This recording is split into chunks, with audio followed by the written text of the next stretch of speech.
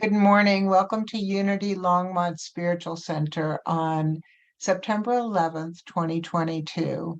And we are blessed to have Dannah Edwards here as our speaker and to lead us in meditation, and Christina Hidebrandt to provide us with music with her harp Hester. And so we'll start with music, please. Good morning, everyone.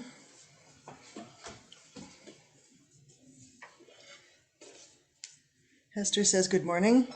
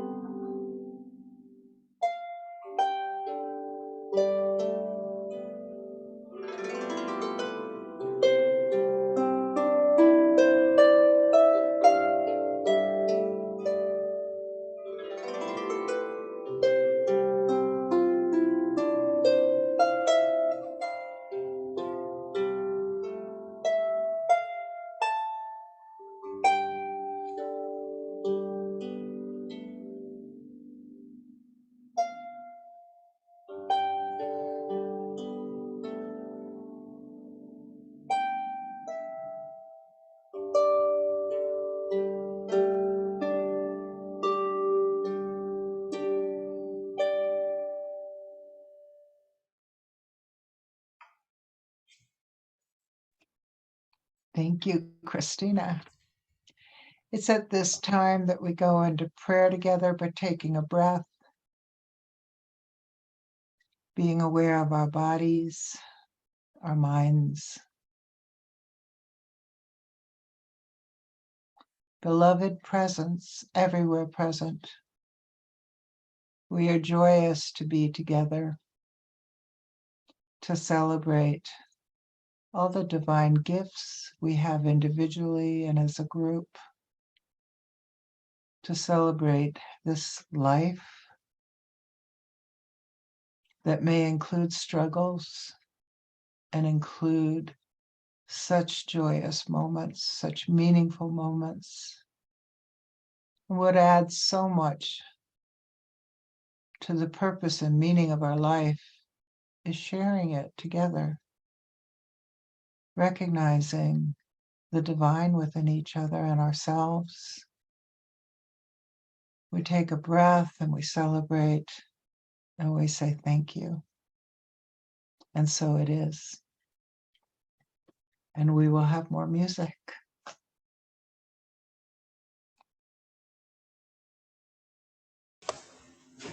I'm smiling because my husband was outside drilling on the wall while you were in prayer, and I started out in prayer and it was like,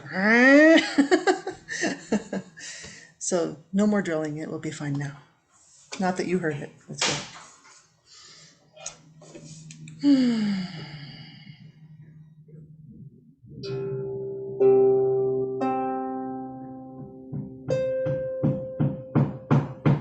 But we do get hammering, apparently. Maybe he didn't get the message. Well, this will be an interesting exercise in concentration.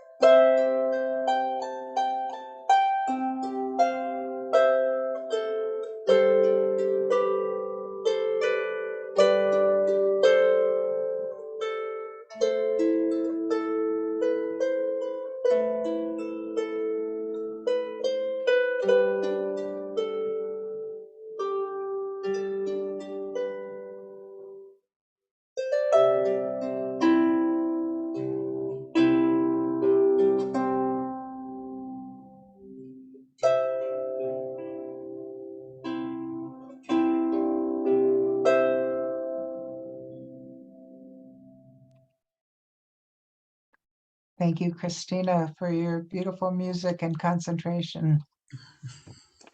So let us open our minds and our hearts to our guest speaker, Dannah Edwards, today. Welcome, Dannah.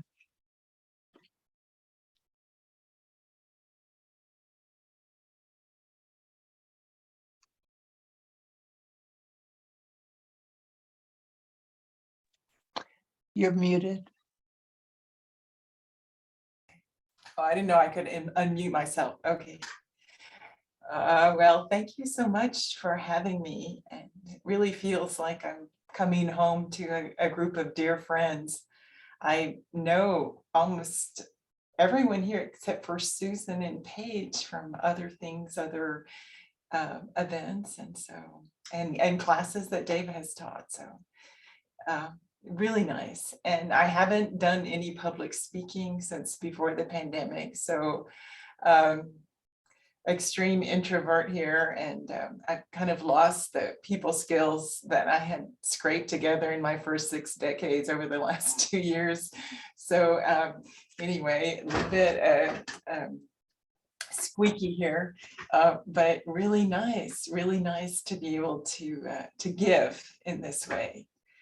So my title of my talk it's inspired by Thich Nhat Hanh, and it's The Mother, the Compost, and the Pine Tree, How to Enjoy.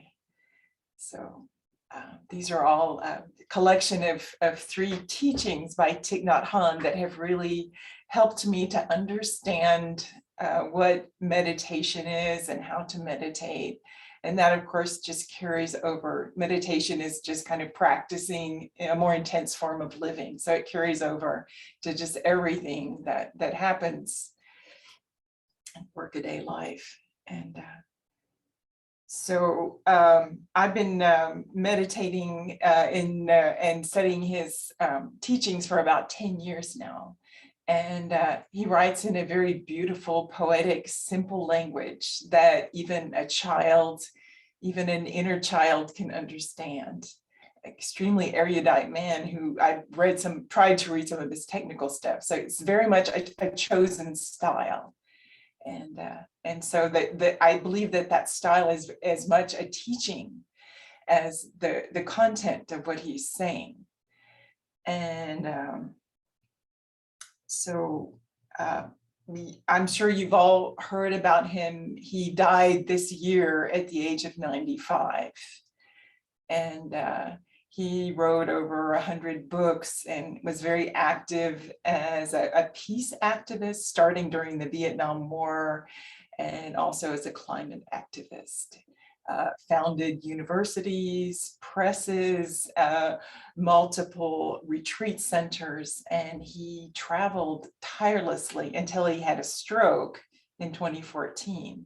And he was at Estes Park several times, and it's to my great sadness, I never saw him there.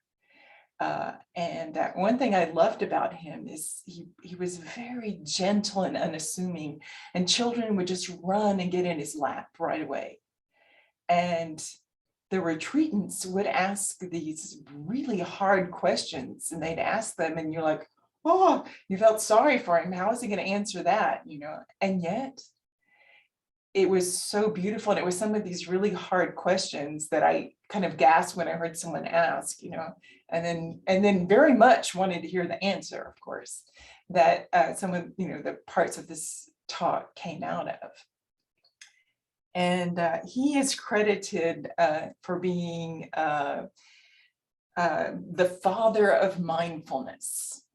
And as you all know, mindfulness has become quite trendy and quite an industry. And so even corporations are selling all kinds of mindfulness things. And of course, it's a little bit unfortunate, but it's also putting it on the radar of a lot of people who would never have considered it otherwise. And I have a dear friend, family member through marriage, who is very much a country person, very much right-wing in politics, yet has a very beautiful heart, and she became extremely ill. And the treatment was really painful, and she was having these horrible nights. And so I suggested meditation to her. I'm always afraid to be the person who preaches something and then makes it unpalatable because I preached it. You know, I don't want to have a paradoxical effect. So I'm always very timid about that. But I did in that instance say, yeah, one, and she tried it, and she came back from it and she said, that was horrible. I am never doing that again. And I realized that I really had done her a disservice, and I think she still doesn't want to hear anything about it, but I'm hoping when we take a vacation together, I can try again.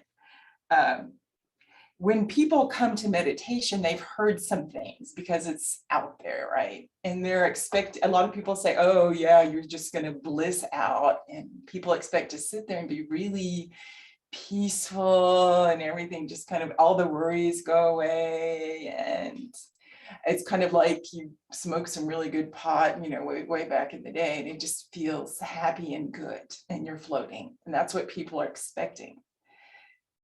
When in fact, as probably all of you know, you live in prayer and you're meditators, a very different thing happens, especially the first time, especially if you're thinking. A lot of us have I think Eckhart Tolle calls it a shame body. I think it has to do with very unskillful parenting and a lot of beliefs that we've absorbed. We're kind of results driven, and we think, I need to be good at this. I need to succeed at this. I need to do it right, whatever we take on. And I think we approach meditation the same way. So of course, when you sit in silence and you make an agreement with yourself that you're not going to go after the usual distractions, then all of the things that you've been running from come out loud and clear and stridently. And so it can be a horrible experience. All of a sudden, like, what's all of that? And if you and since you've set aside all of your security blankets, it can be kind of terrible.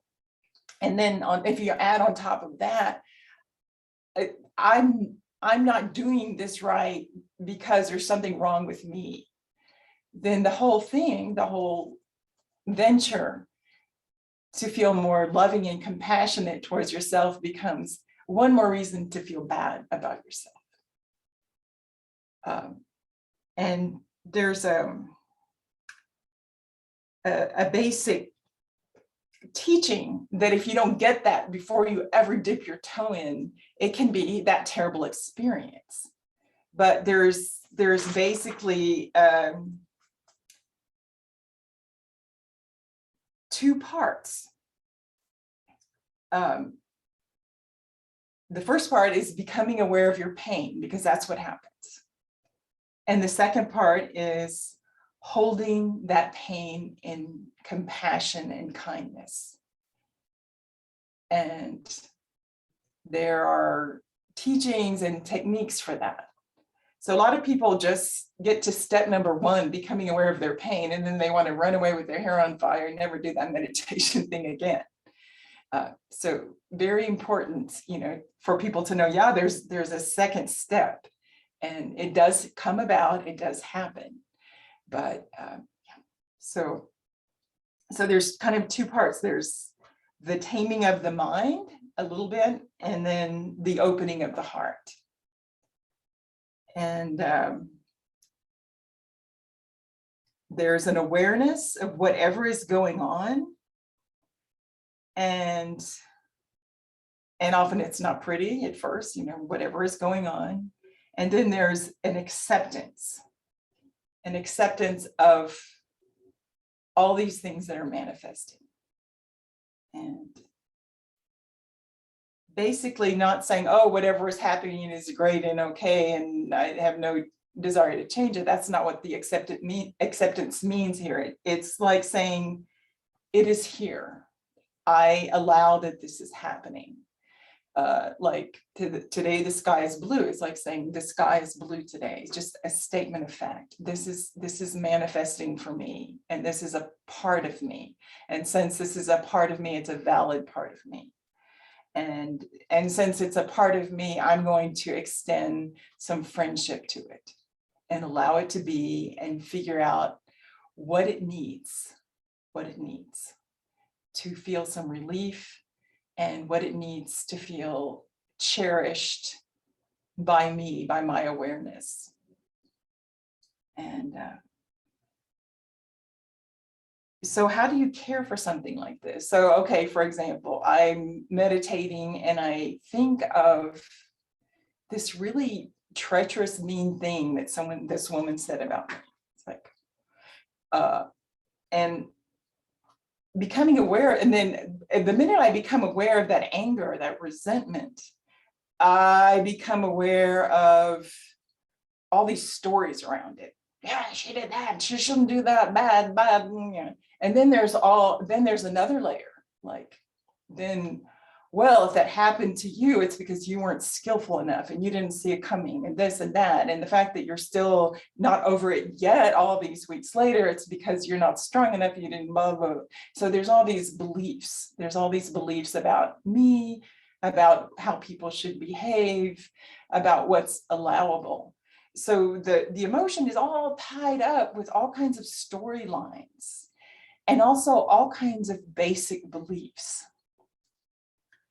So to say, oh, just feel the emotion and then befriend it and don't get into the storylines is a nice instruction, but that doesn't work for me. So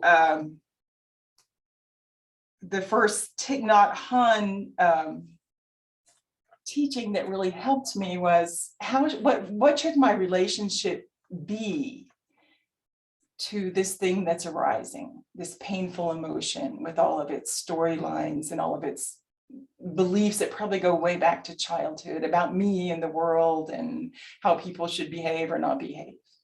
So what to do with it, and it's almost like everybody stepped on goat head before, right? Like it's this horrible, huge kind of grass burr that you have in Colorado, and so often the painful emotion comes in a goat head cluster. And there's lots of parts to it. And so it takes a while to examine. So how do you stay with something? How do you stay with a goat head that just stuck you in the foot? How do you stay with that? So, okay, go to the first teaching of the mother. Okay. So Thich Nhat Hanh often compared like a really painful emotion arising to a crying baby, crying to his mother. And when the child cries, and often the child might be all red-faced and screaming and tears coming out, and what is it, and the mother takes him gently in her arms and listens and observes carefully. And first of all, she has to be able to hold her seat, with the baby, hold the baby, stay with the baby, even though she would love to put the baby down and run away, do somewhere else. She's holding the baby while he cries or she cries, and then listen and observe carefully. So it just, sometimes the squalling is terrible, right, of the painful emotion, but if you can stay with it long enough, you start to and observe the baby. Like the mother says, I wonder if the baby's hungry, if it's scared, is it cold, is it hot, does it have a wet diaper, why is baby crying? Why is baby crying? Maybe baby just is lonely and afraid and needs to be held. And as the mother holds the baby, she starts to understand what's there and what exactly she can do to bring relief. She starts looking at it. And that's kind of like looking at the really painful emotion and starting to see all the storylines around it, all the beliefs around it, all these things that are kind of making it worse. So what's underneath? What's underneath that crying, and often there's fear, there's anger, there's longing, there's sometimes panic, all of this wrapped up. And but just by being held, the baby starts to calm down. It's feeling held. So what does the holding, the mother in us, is our awareness that we've trained through mindful breathing. And the more we practice that, the stronger and wiser the mother gets, and the better she can hold the baby in for longer. And also, what do you do with all this other stuff? Do you just say, oh, those beliefs, all those shame bodies, all that cultural conditioning, that's just like a horrible, painful sack of rocks, and I'm gonna get rid of that and just set it down and not have it anymore. We can't do that. I mean, I've tried, God knows, it doesn't work. But even if I could, then it would leave me with nothing left to work with. There's the energy of the painful emotion that we can hold. And then there's all the things that are feeding that energy. So these are, okay, so that comes the second Thich Nhat Hanh teaching, the teaching of compost. I'm sure you've heard of these systems now where everything is self-contained, where things grow and rot, becomes compost, water evaporates, it runs down, and everything's closed, and the whole system works that way. I think that we are very much like those systems. We're a closed system. So if we were to be able to say, oh, that stinky compost, I don't want that, I'm throwing that out of the system, then we would have nothing to work with. So Thich Nhat Hanh talks about mud and a lotus flower. So he said on the bottom of a pond, if you've ever stepped on the muck on the bottom of a pond, it gishes between your toes, just like super rich, but it's kind of icky. And then out of that comes this long stem that has to travel up through murky water before it gets to the top, to the sunlight. And then it opens into this amazing, beautiful lotus flower that just can then float there. And so he said, if without the mud, you would have no lotus. A lotus cannot grow on cold marble. There's the idea that everything gets transformed, and it is your most rotting garbage that is your treasure. Because take all the painful conditionings, look at it, say, are you sure? You start to understand that it's probably not really true. It's still there, still hanging in there, because if you've had it your whole life, it's going to be there. So then you take it and you work with it. And as you work with it, any kind of self-judgment, self-rejection, other judgment, other rejection, if you sit with it long enough, you start to feel some compassion towards it, towards yourself and towards other people. And so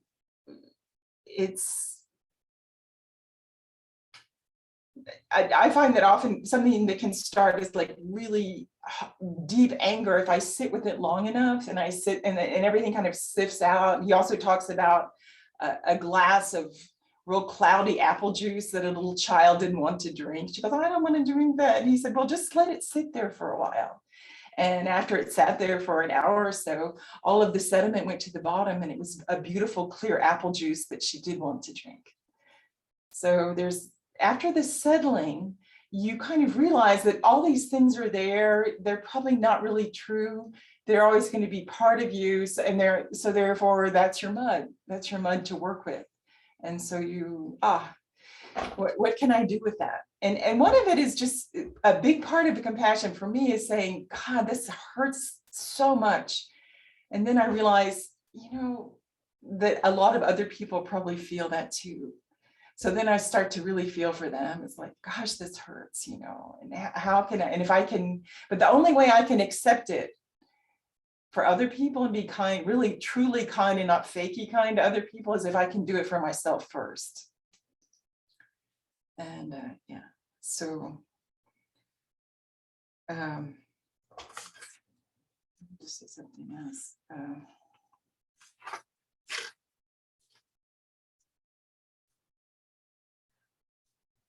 So going back to the idea of the mother, I think we all have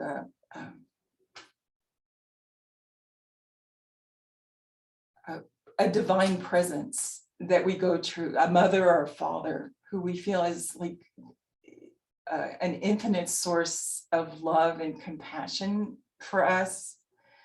And I feel like what I'm doing when I sit and practice sitting, and every time my mind wanders and I gently bring it back, that I'm slowly kind of developing the muscle. I'm slowly developing the neural pathways to be kind to myself, whatever arises. And then I can extend that to other people, to be kind, whatever arises. And to know that we're all prey to all these weird conditionings and beliefs about ourselves and the world that have us so confused and often cause us to be unkind to ourselves and to other people. And most of them stay with us, but the very practice of saying, oh, I see you're there. Are you sure? There's space for you here. Thank you for trying to keep me safe, but I think there's perhaps a better way in this situation to be loving and to help. So it's not a throwing away at all. I read this article in New York Times the other day about how to be mindful when you're exercising. And I thought, oh, wow, this is great. You know, and they seem to be really centered in self-compassion until the last paragraph. And then the author said, so if you exercise mindfully enough, you'll be able to shove away all those things that get in your way and really concentrate on whatever it is you're doing. And I thought, wow, that's so sad. You know, it's so sad that people think that that's what meditation is for, is to shove away, you know. And I truly, and even though I was fortunate enough to find Thich Nhat Hanh's teachings when I started meditating, I still, you know, that you should shove it away, you should shame it away, you should, that voice comes up always. But I think it's the struggle with that voice and the acceptance that I have that voice as part of me, and that all I can do is know it's there and treat it with compassion. That's when it can transform a bit, and that's when I don't act out of it anymore.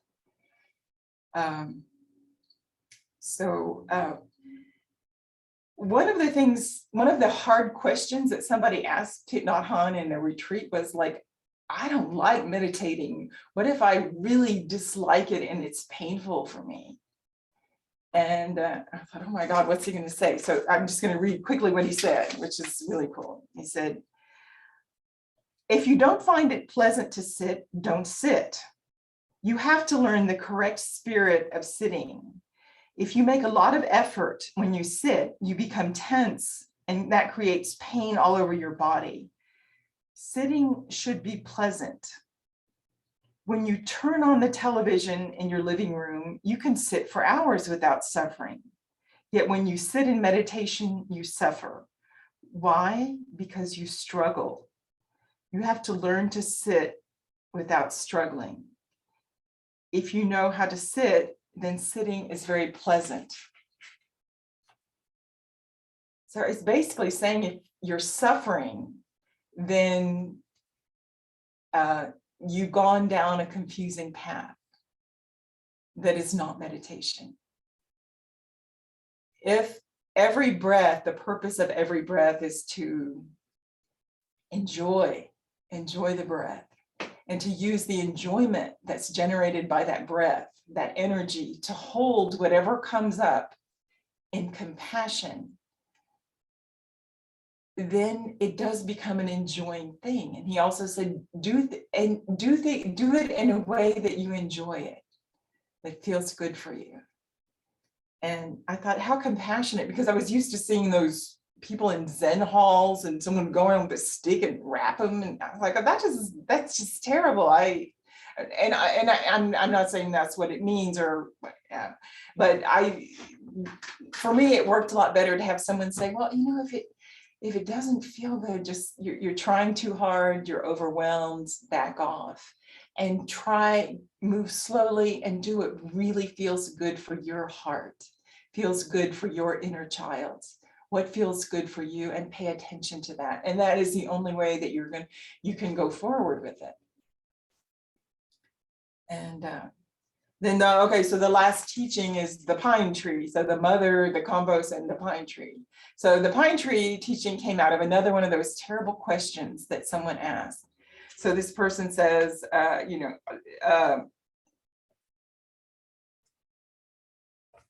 that it's, what do you do when your heart is broken and you're trying to help someone you love desperately and they're going down anyway, and the planet is burning, and on and on, all that, how do we hold that? And so this person's trying to be an activist and says, I can't, I'm in too much pain. I'm seeing too much pain and I don't see how I can make a difference. And that is making me so depressed that I know what to do. So that was a question, basically. It's like, when you feel overwhelmed, you are trying too hard. That kind of energy does not help the other person, and it does not help you. You should not be too eager to help right away. There are two things: to be and to do. Don't think too much about to do. To be is first. To be peace, to be joy, to be happiness.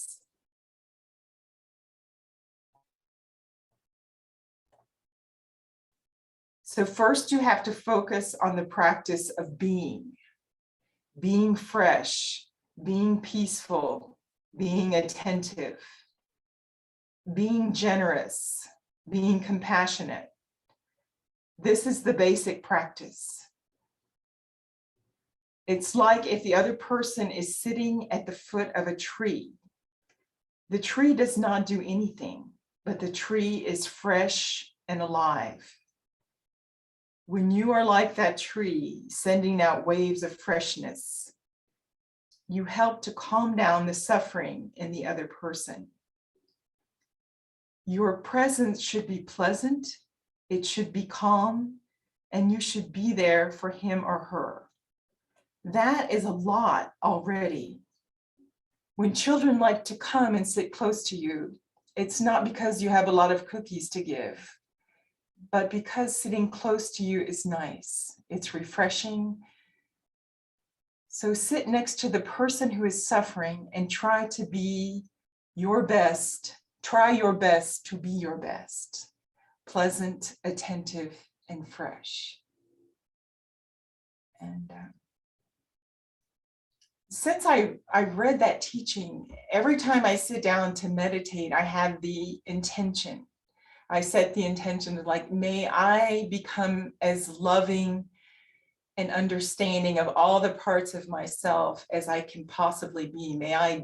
So I can be peace for somebody else, because that's the only way it can start. That whole thing of charity begins at home. And I think by home, it's you, start with that charity for yourself, and then practice. And the more you practice, the more there is. It's kind of like a solar panel, the house has to take all it needs, and then it can give some to the grid, right?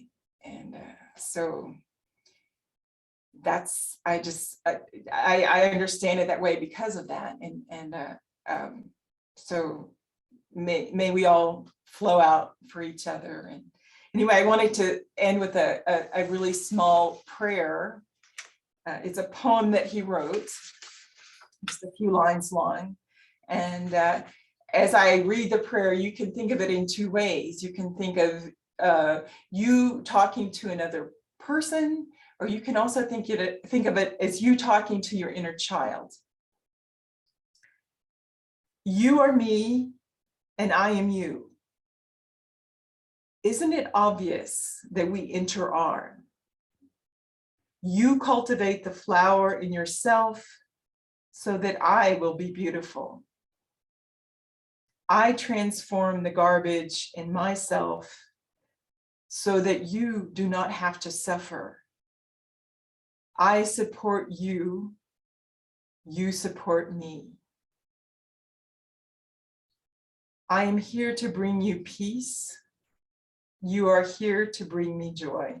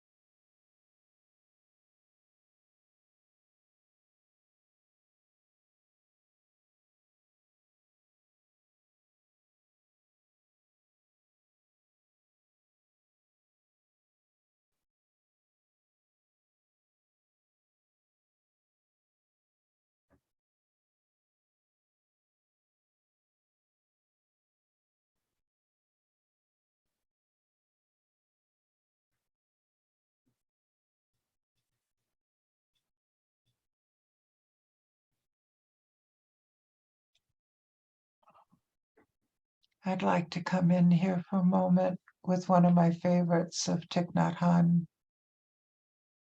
While sitting, breathing in, I am aware of breathing in. Breathing out, I am aware of breathing out. Breathing in, breathing out. In, out.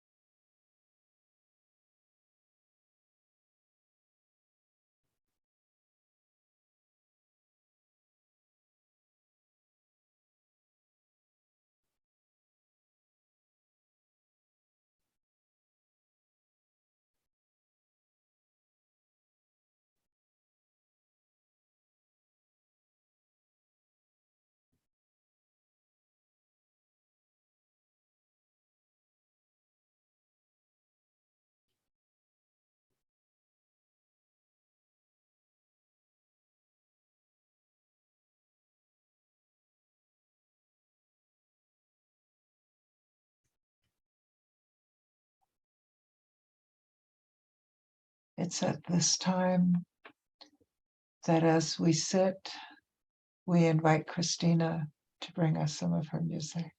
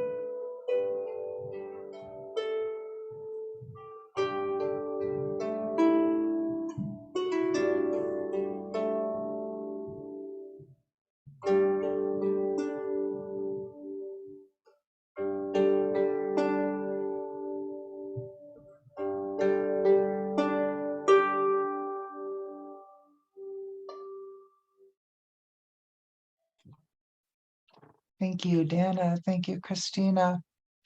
I'd like to introduce you to a practice taught by An Hung Nguyen, my teacher, who was a translator for Thich Nhat Hanh and traveled with him to Vietnam and back.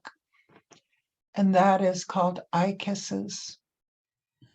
And since we can see each other's beautiful faces, it is allowing yourself to have a soft gaze and simply making eye contact with another person, just gently. And so I invite you to do that with a namaste as Christina plays us out this morning. Gentle gazes.